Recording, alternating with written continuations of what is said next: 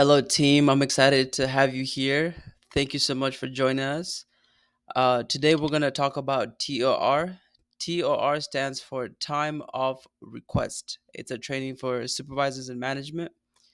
So, the main things I want to touch on are dashboard, individual employee schedule, and assigned supervisors.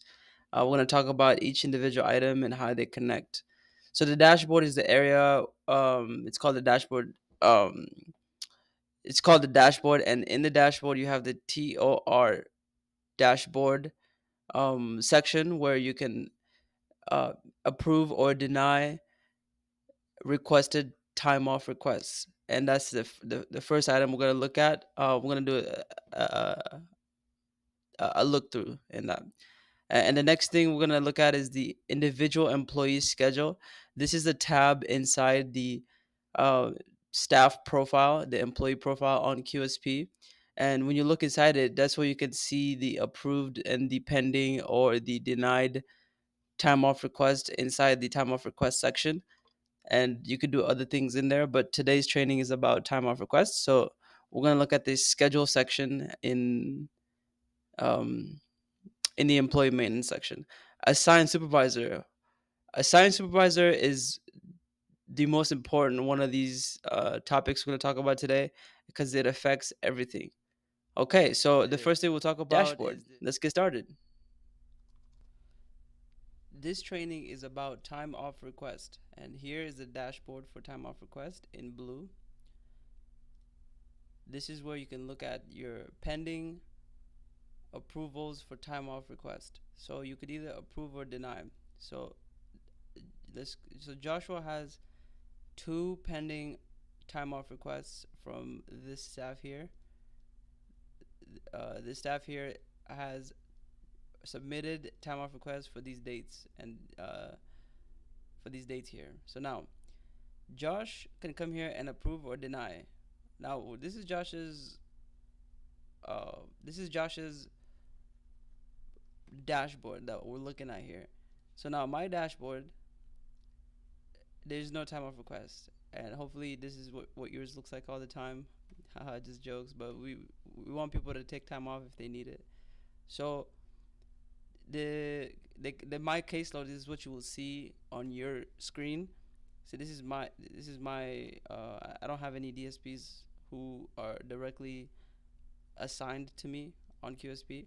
So this is the dashboard area where you have all that control. So you look at the employee name, the office. So the office could be either Sacramento, Dixon, Modesto, or Stockton.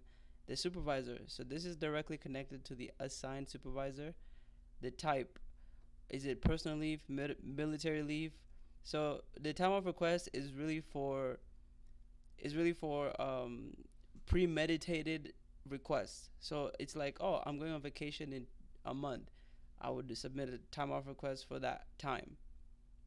Okay, and then the range is pretty much self-explanatory. So if I'm going next month, maybe November 23rd to November 28th, that's what you would see here. And this just calculates the number of days, uh, the number of days requested, and then depending. So here you would see 0 to 3 days. Let me kind of show you what that looks like. Explain that. So 0 to 3 days is going to be yellow, meaning this the request is now pending for 1 day. Here, this request was basically submitted yesterday.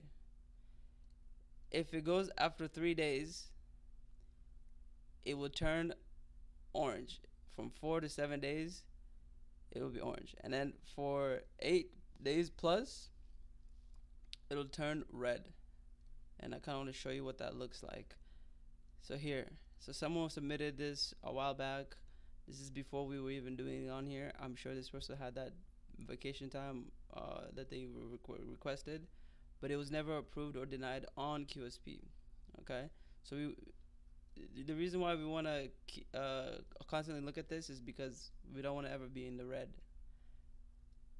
It's not the end of the world, but you want to be responsive to the staff and their requests, right? So the second part of this is the okay team. Now that we saw how the different aspects of the TOR dashboard and the different aspects of it, and we got to see examples of how we can manage that section. Right now, we're going to talk about assigned supervisors and why this is so important. So, the assigned supervisors section is what connects DSPs to the supervisors they report to. Now, that sounds pretty self explanatory. It sounds pretty straightforward, but this section affects everything you do on QSP, and this is one area we have to have accurate at all times. And it's convenient that you said it one time and you forget it unless there's a change. So I can imagine you have your team, and maybe you're a supervisor and you change clients, and some of the staff stay with the old client. So that's the only time we'd have to make changes to the assigned supervisor section, when there's an actual change, or someone is there's a new staff, or someone left the organization. Those are the only times you have to make a change. But the assigned supervisors affects the time off request. They are in your caseload. The DSPs would be in your caseload as a supervisor, and you're the supervisor that will be getting the notifications of anything that happens, as far as reports go from the supervisor. Now, we're not talking about reports today, but I just like to mention that the the the supervisor that the DSP is assigned to, anything they do as far as reporting will be sent to the assigned supervisor, and that's why this is extremely important. Okay, let's move forward. Let's talk about assigned supervisors. Thank you. The assigned employee. So if a DSP is assigned under you, well, this is where you would change that. It keeps doing this. Do you wish to save? Because I have my password automatically saved on my computer, so it puts it in and then it's asking me to save it, and I don't want to save it because it's already saved. Like this would be a change of password, but anyway, um, we're looking at the employee maintenance.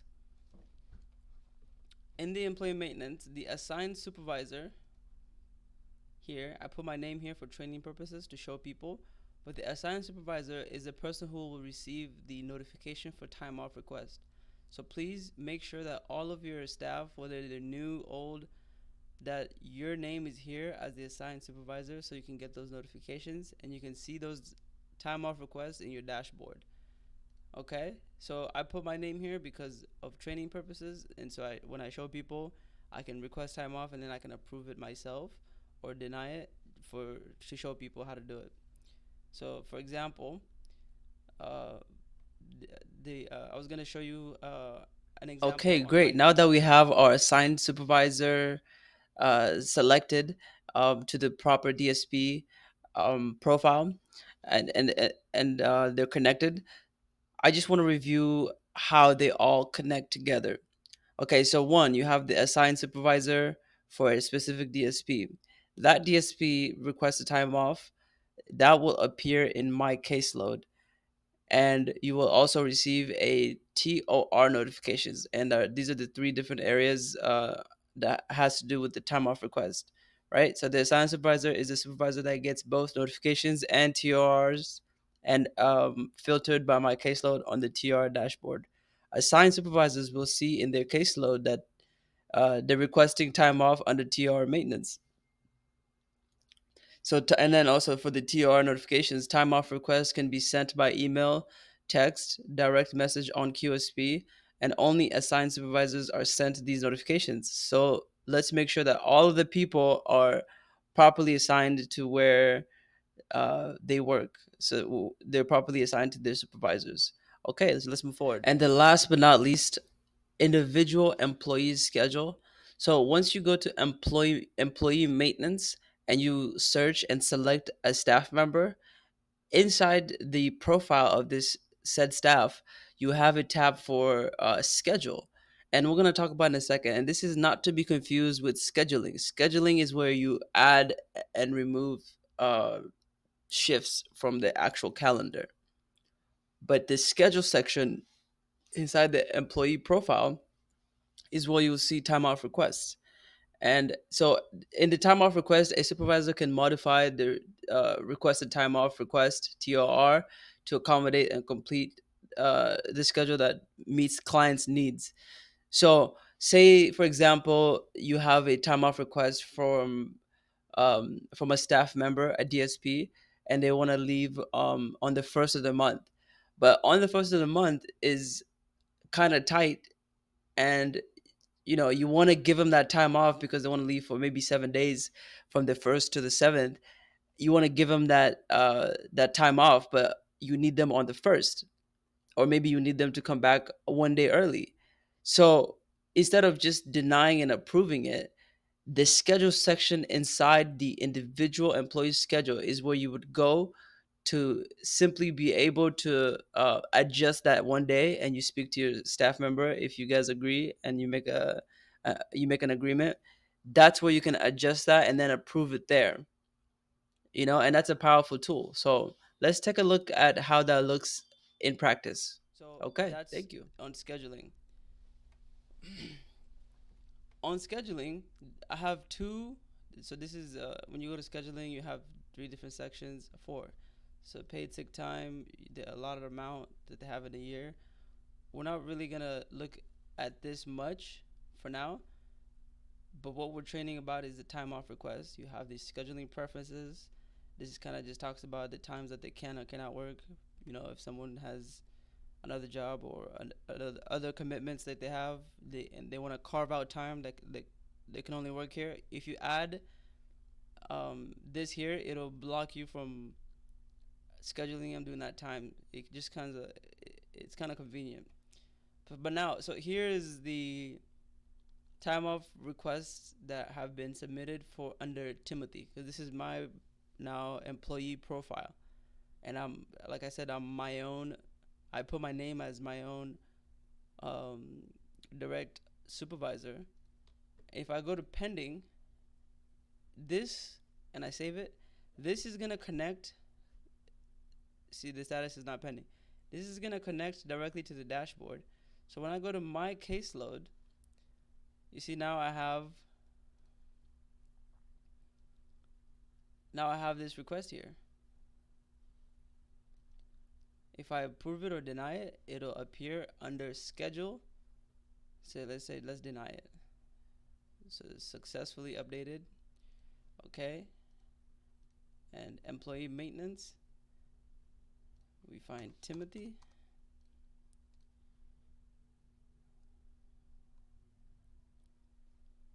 And if you go to schedule, in this tab here, schedule.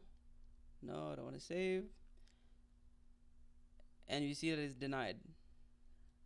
Now, if you get a call from a staff who does not know how to submit one, and you approve it over the phone, or you talk to them, you can come here and add, and say that the time off without pay, they told you that it's for family reasons,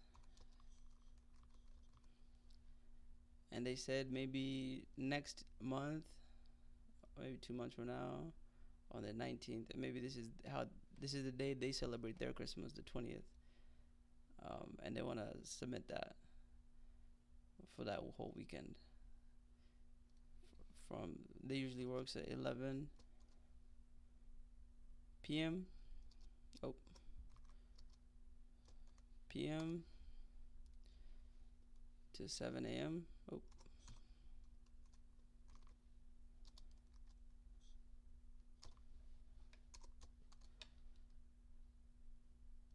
And this is if it's time without pay, you don't have to choose any of this.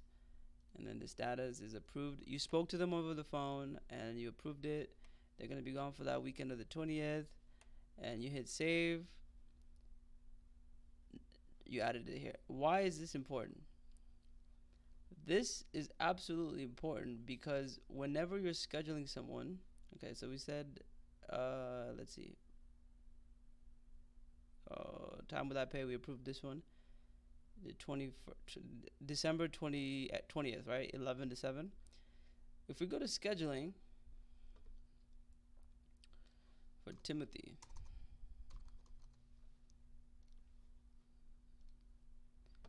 And we go to December. So you see it here, and this kind of it comes on the schedule so that you don't schedule someone who is off, right?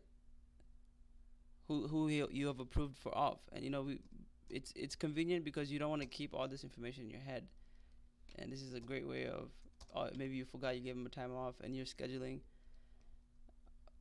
You see what I'm saying? This shift conflicts with the TOR for Timothy Njoroge from 20th to the 22nd. Would you like to continue? So you would obviously say no because you have a TOR conflict. And that's why this is so important, so that it's an automated system where you just look at it and you can manage to lose that staff for that day, and you have a replacement. That's why this is convenient and it's so important, because imagine if you schedule them here and then they don't show up for their shift. You'd be like, what's going on? You told them a month ago that they're off, and I know you guys are so busy. So this is another reason why it's important. Also, good documenting is always supported here at Community Services. But yeah, that's how we do that. Thank you for watching. Go practice this yourself and do some time off requests for either yourself or some people that you know are going to be either gone, um, just so you can have it documented, right? And another thing, I don't know if we caught that. Another thing is on the employee maintenance tab for the. So this is like the employee profile. I don't know if this is just the profile of the staff, right? In the profile under scheduling, you see here, you can see the number of days they're taking off. So this is kind of like a good idea to keep track of it, because you want to know who are your most reliable staff, so that you can, when you're ready to promote someone to your team leader for a specific house, someone who's always calling off and for why. It's important. It's important to kind of have an understanding of the type of people and the team we're working with. So we're nearing the end of this training, and again, I want to thank you so much for participating and watching all the way through. And so right now, I want to review kind of what we talked about before we close off. So the first thing we talked about was dashboard. That's the area where you kind of maintain and manage your daily tasks as a supervisor. That's your hub where when you want to manage what's happening with your clients and with your staff, you go to the dashboard. Mostly it's going to be a staff centric type of environment, as far as the dashboard goes. And then the next thing we talked about the assigned supervisors section. So inside the employee maintenance profile for each individual um, employee, we have to have an assigned supervisor.